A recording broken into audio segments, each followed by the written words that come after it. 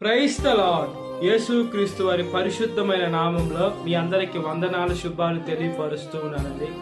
యోహాను సువార్త 7వ అధ్యాయం 38వ వచనం.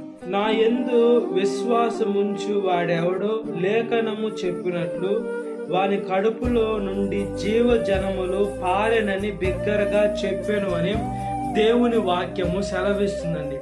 మనము ఎప్పుడైతే దేవుని వాక్యానుసారంగా బ్రతుకుతూ ఉంటామో, మనము దేవుని చిత్తానుసారంగా జీవిస్తూ ఉంటామో, మన కడుపులో దేవుడు జీవ జల నదులు పారేటట్టు చేస్తాను అని దేవుని వాక్యం సెలవిస్తుందని మనము బాగా ఆలోచించుకోవాలి.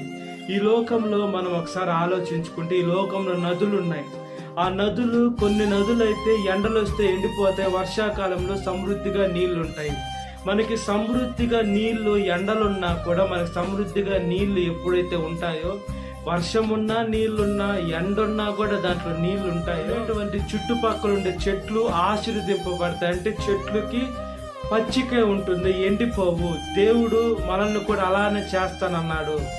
మనము దేవుడి దగ్గర ఉంటే ఈ లోకంలో మనుషులందరూ ఎండిపోతున్నా, మనుషులందరూ ఇంకిపోతున్నా, ఈ లోకంలో ఉన్నటువంటి సమస్యలు, ఇబ్బందులు, కష్టాలు ఉన్నా కూడా దేవుడు మనల్ని అలా కానీయకుండా మనల్ని నదులు, మనల్ని నీళ్లు, ఆయన జీవనదిని, అంటే ఎండిపోకుండా ఉండే ఆయన జీవనదిని మనల్ని ప్రవహింపచేసి మన జీవితాన్ని ఎండిపోనీయకుండా కాపాడేదానికి దేవుడు ప్రయత్నిస్తూ ఉన్నాడు. దేవుడు అదే ప్రయత్నంలో ఉన్నాడు. ప్రతి ఒక్క మానవాళిని బాగు చేయాలి, ప్రతి ఒక్క మానవాళిని రిపేర్ చేయాలి. ప్రతి ఒక్క మానవాళి పాపంలో పడిపోయాడు. ప్రతి ఒక్క మానవాళికి నా పరిశుద్ధమైన మార్గం చూపించేదే కాకుండా పరలోకానికి తీసుకొని వెళ్ళాలని దేవుడు ప్రయత్నాలు చేస్తున్నాడు. దేవుడు ఆత్మను పొందుకున్న ఈ లోకంలో ఉన్నటువంటి సేవకులు కూడా వాళ్ళ ప్రయత్నాలు చేస్తూ ఉన్నారు. అయితే ఈ లోకంలో అన్యులు ఏం చేస్తున్నారంటే దేవుణ్ణి నమ్మటం లేదండి. ఈ లోకంలో కంటికి కనబడే వాటిని నమ్ముతున్నారు. దేవుడి దగ్గర చెప్పినా కూడా, దేవుడి వాక్యం చెప్పినా వినటం లేదండి. దేనికంటే ఈ లోకంలో ఉన్నటువంటి వాటినే పూజిస్తున్నారు. కానీ దేవుడు గొప్ప దేవుడు అయి ఉన్నాడు, నిజమైన దేవుడు అయి ఉన్నాడు, సృష్టించే సృష్టికర్త ఈయనే అని చెప్తే ఏ మనుషుడు నమ్మకుండా ఉన్నాడు. అంటే మనం ఏం చేయాలంటే మనం చెప్పాలి, అది మన బాధ్యత. వినేది వినంది అతని మీద ఆధారపడి ఉంటుంది. దేవుడు మనల్ని క్వశ్చన్ అడుగుతాడు, నువ్వు అతనికి వాక్యం చెప్పావా లేదా, నా గురించి చెప్పావా లేదా, నా గురించి నీకు తెలుసు కదా, నువ్వెందుకు చెప్పలేదు, నువ్వు చెప్పుంటే అతను మారుంటాడేమో అని యేసుక్రీస్తు వారు క్వశ్చన్ చేస్తారండి ఖచ్చితంగా.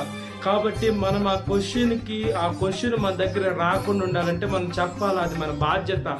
వినేది వినంది అది అతని మీద ఆధారపడి ఉంటుంది. అతన్ని దేవుడు అడిగినప్పుడు, నాకు అతను చెప్పలేదు అని ఇతర వాళ్ళు నాకు చెప్పారు, నేను వినలేదు అని ఖచ్చితంగా అతను తలంచుకునే స్థితికి అతనే వస్తాడండి. కాబట్టి మనము ప్రతి ఒక్కరికి మనకు తెలిసిన దేవుడి మాటలు మనం చెప్పాలి. అది మనకి దేవుడు ఇచ్చిన బాధ్యతగా మనం స్వీకరించాలి. మనం ఎప్పుడైతే వాక్యం చెప్తామో మనలో దేవుడు జీవ జల నదులు పారేటట్టు చేస్తానన్నాడు. కాబట్టి అతనిలో కూడా పారేటట్టు చేస్తాడు.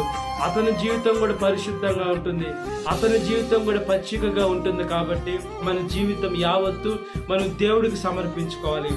దేవుడు ఏం చేస్తారంటే మనకి మంచి జీవితం తీర్చిదిద్దాలి. నా బిడ్డ పచ్చికగా ఉండాలి, నా బిడ్డ ఎండిపోయిన జీవితంగా ఉండకూడదు, నా బిడ్డ బాధపడకూడదు, ఈ లోకంలో సాతాను చేతుల్లో పడకూడదు, ఈ లోకంలో లేనిపోయిన సమస్యల్లో పడకూడదని దేవుడు మనల్ని మంచి ఆలోచన విధానం ఇచ్చి మంచి మార్గం చూపిస్తుంటే మనుషులైన మనము దేవుడి మార్గాన్ని పక్కన పెట్టేస్తున్నామండి. దేవుడి మార్గం చాలా కష్టంగా ఉంటుంది. దేనికంటే దేవుడు చెప్పినట్లు చేయాలి. ఈ లోకంలో పాపం చేయకూడదు, మనిషి చేయకుండా ఉండలేడు.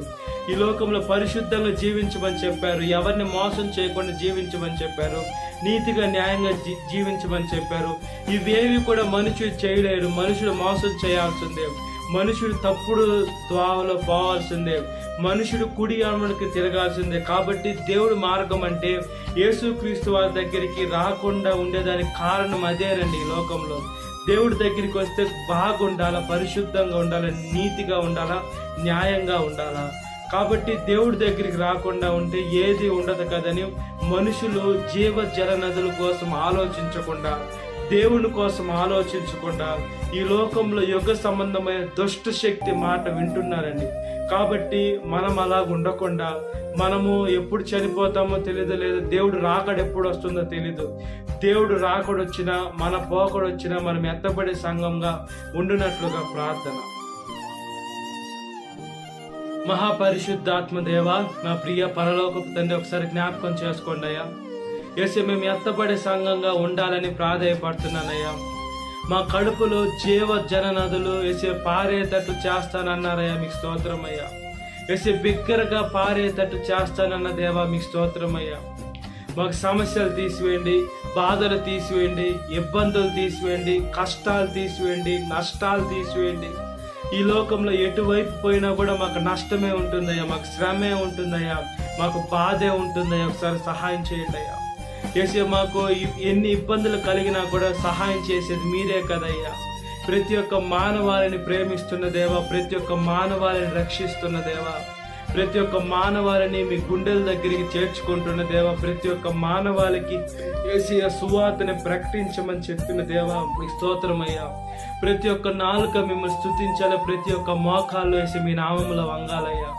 యేసు, బైబిల్ గ్రంథంలో అనేక మంది కష్టపడ్డారయ్యా, శ్రమ పడ్డారయ్యా, అవమానానికి లోనయ్యారయ్యా, సమస్తం కోల్పోయిందయ్యా, ఎన్నో ఇబ్బందులకు లోనయ్యారయ్యా.